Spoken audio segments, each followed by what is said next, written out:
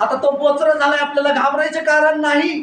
त्याच्या नांग्या तोडण्यात आलेल्या आहेत. ते नांग्या कोण तोडल्यात? प्रभू येशूने तोडलेल्या आहेत. हालेलुया. येशूने जर मृत्यूला हरवलंय तर तुम्ही पण मृत्यूच्या कामाला हरवायला शिका. आता मृत्यूचे काम काय आहेत? गलती 5:19 वाचा. तुम्हाला थोडं ओळख करून देतो. हे मृत्यूचे काम. मृत्यू एकदमच मारत नाही. एखाद्या व्यक्तीला व्यभिचाराची लत लावतो, एखाद्या व्यक्तीला नशाची लत लावतो, एखाद्याला जादू टोण्याची बघायची सवय लावतो. चला त्या बाबाकडे बघायला, चला त्या बाईकडे बघायला. हे काय करतात? हे असले काम आपल्याला मरणाकडे घेऊन जातात. म्हणजे तुम्ही त्याच्या त्या तोडलेल्या नांगा तुम्ही स्वतः जुडवायला फेविकॉल लावून, जे देवानं तोडले त्या नांग्या आपण शोधून त्याला चिटकावून आपण उलट दाखवायला की या आम्ही जिवंत करायला हव्या. तोडलेल्या नांग्याला चिटकावायलोय. हालेलुया. वाचा एकदा. देवाची कर्मे तर उघड आहेत. लक्ष द्या. सारा कर्म, अशुद्धपणा, कामातुरपणा, मूर्तीपूजा, चेटके, वैर, कलह, मत्सर, राग, कट, त्रुटी, पक्षभेद, हेवा, दारूबाजी, रंगेलपणा आणि अशा इतर गोष्टी याविषयी मी तुम्हाला पूर्वीचे सांगून ठेवले होते. तेच आता सांगून ठेवतो की अशी कर्मे करणाऱ्यांना देवाच्या राज्याचे वतन मिळणार नाही. देवाच्या राज्याचे वतन भेटणार नाही. ज्या एदेन बागेतून पापामुळे देवानं काढलं, जर हे जे शारीरिक कामं आहेत, ते मूर्तीपूजा असेल, तो राग असेल, बेबिचाराची सवय असेल, दारूबाजी असेल, गांजाबाजी असेल, ते सगळे जे प्रकार आहेत नशाचे, पापाचे, अशा व्यक्तीला देव काय म्हणतो? मी परत त्याच्यामध्ये घेणार नाही. कुठं? एदेन बागेमध्ये. किती जणाला एदेन बागेमध्ये जायचंय? ज्या बागेतून आपल्याला वंशावळीतून बाहेर काढलंय देवानं, आपला हक्काचं वतन जे एदेन बाग होती, तिथून देवानं आपल्याला हाकलून दिलंय. आज आपण मृत्यूच्या स्वाधीन आहे. देवानं हाकलून दिलं म्हणून आज आपल्याला मृत्यूची शक्ती, व्यसनाची शक्ती काम करत आहे. कशाची शक्ती काम करत आहे? जो देवाचा आत्मा होता, जिवंत देवाचा पवित्र आत्मा आपल्यामध्ये होता. ज्यावेळेस पवित्र आत्मा आपल्यामध्ये होता तर कुठला रोग आपल्यामध्ये नव्हता. ज्यावेळेस पवित्र आत्मा होता तर आपल्यामध्ये कुठलं व्यसन नव्हतं, पाप नव्हतं, वाईट सवयी नव्हत्या, रागाचा स्वभाव नव्हता. पण ज्यावेळेस देवाचा पवित्र आत्मा पाप केल्यामुळे निघून गेला, तिथं रागाचं प्रमाण वाढलं, दात खायचं प्रमाण वाढलं, नशा करायचं प्रमाण वाढलं, व्यभिचार करायचं प्रमाण वाढलं, मूर्तीला देव म्हणून मानायचं प्रमाण वाढलं. हालेलुया. मूर्तीपूजा. आपल्याच माणसाचे काय करायलेत आता? आपल्याच माणूस मेल्या. एका व्यक्तीची आई मेली आणि त्याच्या आईचाच पुतळा बनवला आणि त्याच्याच घराच्या समोर मोठं मंदिर बनवून त्या आईचा पुतळा बनवून तिथं रोज त्याची पूजा, त्याच्या आईला पहिलं ताट असते त्या पुतळ्यात. बरं, कुणाला? आपला प्रिय व्यक्ती, त्याची आई आहे त्या व्यक्तीची, पण लई प्रेम होतो आईवर. आईवर प्रेम होतं म्हणून काय तिचा पुतळा बनवून काय तिच्या समोर हार ठेवायचा?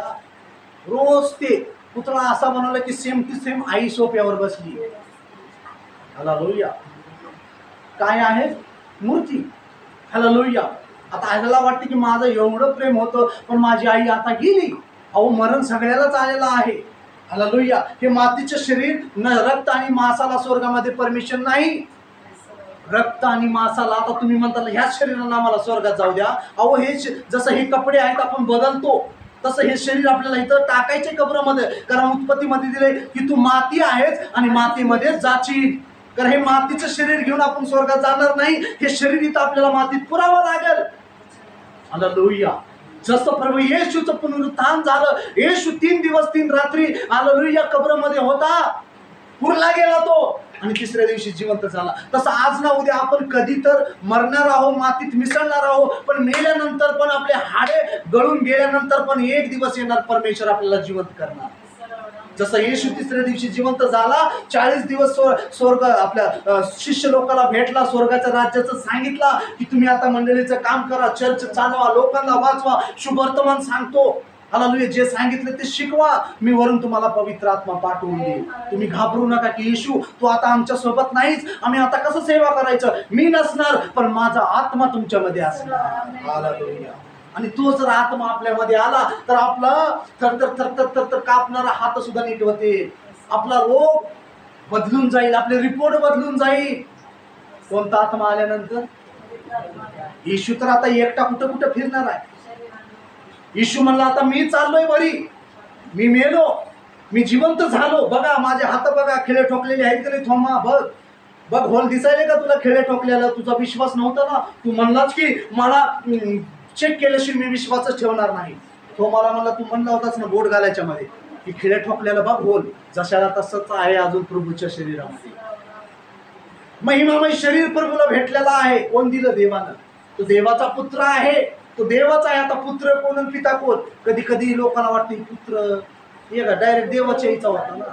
कधी कधी विचार येतो आपल्याला, पुत्र काय पिता काय काहीच कळलं आम्हाला, कोण कोण आहे त्याची.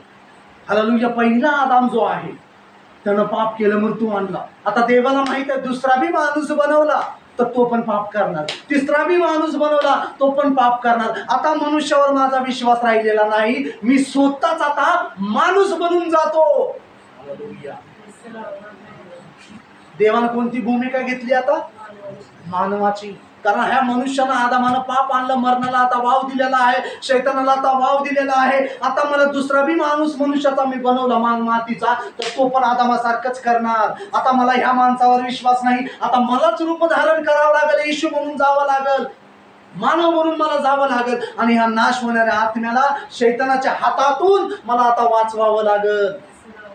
म्हणून त्याला ती पदवी दिली देवाचा पुत्र. तो स्वतः देव आहे, जगाचा बाप आहे, सृष्टीचा मालक आहे, त्याला एवढा अधिकार आहे. तो साधारण परमेश्वर नाही, साधारण देव नाही, पण त्याला एक चिरड आहे, मृत्यूची चिरड आहे. देवाला एवढा तिरस्कार आहे. एक विधवेचा मुलगा मेलेला आहे, प्रभू येशू तिकडून येत आहेत आणि हे त्याला जाळण्यासाठी घेऊन जात आहेत कब्रस्तानमध्ये. प्रभू येशू तिकडून येतात, तिनं हंबरडा पडून जात आहे. एक तर नवरा होता, नवरा बी मेला, आता मी खाऊ कसं पिऊ कसं, मला तरुण लेकरू होतं हेच सांभाळत होतं, पण आता मेलं, आता देवा मी काय करू? येशूनं ते शब्द ऐकले. त्याला म्हटलेला आहे दयाळू देव. आपल्याला दया येते का नाही कधी कधी? दयाळू पण येशूला तिनं प्रार्थना केली नाही, येशूला म्हणली नाही, तिला माहिती नव्हतं की येशू कोण आहे. येशू तिकडून येत होता आणि हे लोक तिकडे जात आहे स्मशानभूमीमध्ये.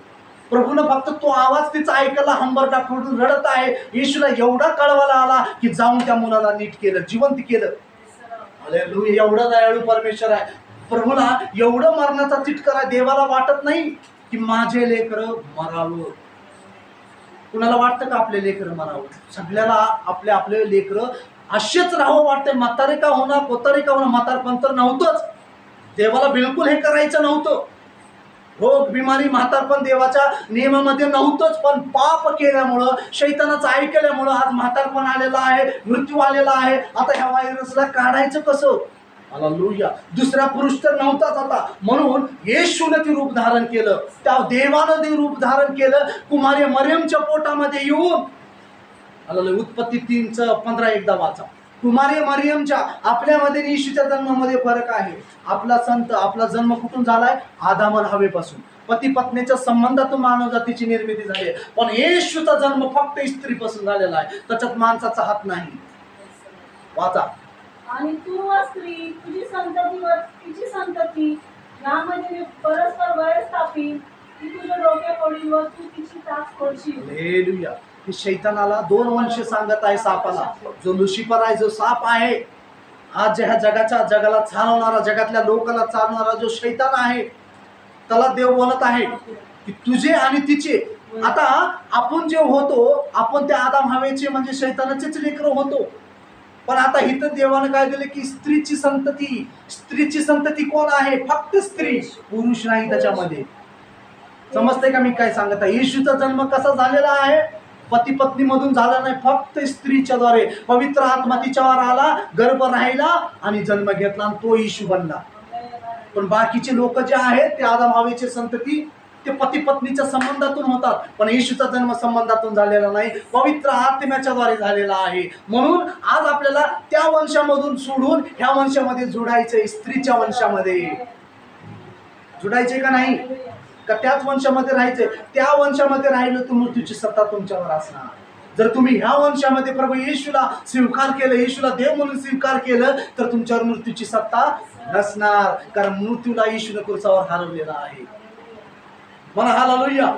त्या संततीवर, जे आदामाची संतती आहे, त्यांच्यावर शिक्का मारलेलाच आहे मरणाचा. तो किती का वर्ष जगणार, किती का श्रीमंत असणार, किती का काही का करत असणार, पण तो मृत्यूमध्ये जाणारच. मरण त्याला सोडणार नाही. मरण म्हणजे 2 मरण आहेत बायबलमध्ये सांगतो. पहिले शरीराचं एक मरण, ह्याच्यामधून आत्मा निघाल्यानंतर नंतर आत्म्याचं एक मरण आहे. आत्मा अमर आहे, आत्मा कधी मरत नाही, पण त्याला सजामध्ये टाकण्यात येईल. नरक म्हणजे एक सजीचं ठिकाण आहे. पहिले शरीराचं मरण हे तर आपल्याला भोगावंच लागल, पण नीतिसूत्रामध्ये दिले जर देवाचं आगमन झालं तर हे आपली ज्या जर पिढीमध्ये जगतोय तर आपल्याला मरणाचा अनुभव येणार नाही. किती जणाला वाटतं की आम्हाला मरणाचा अनुभवच येऊ नये, झाला आला त्याला आला. मी तर म्हणतो देवा आम्हाला येऊ नये, कारण देवाचं आगमन जर झालं आज रात्री जर ईशू आला तर आपल्याला अनुभव नसणार. आपलं शरीर महिमामय लगेच आपण बदलले जाणार. समजते मी काय सांगत आहे? काल्पनिक कथा नाही सांगत, जे सत्यावर आपण चालतोय त्या बायबलच्या वचनाचं प्रवचन तुम्हाला सांगत आहे. बायबल सांगते की एक अशी पिढी आहे की त्या पिढीला मरणाचा अनुभव येणार नाही. किती जणाला वाटते?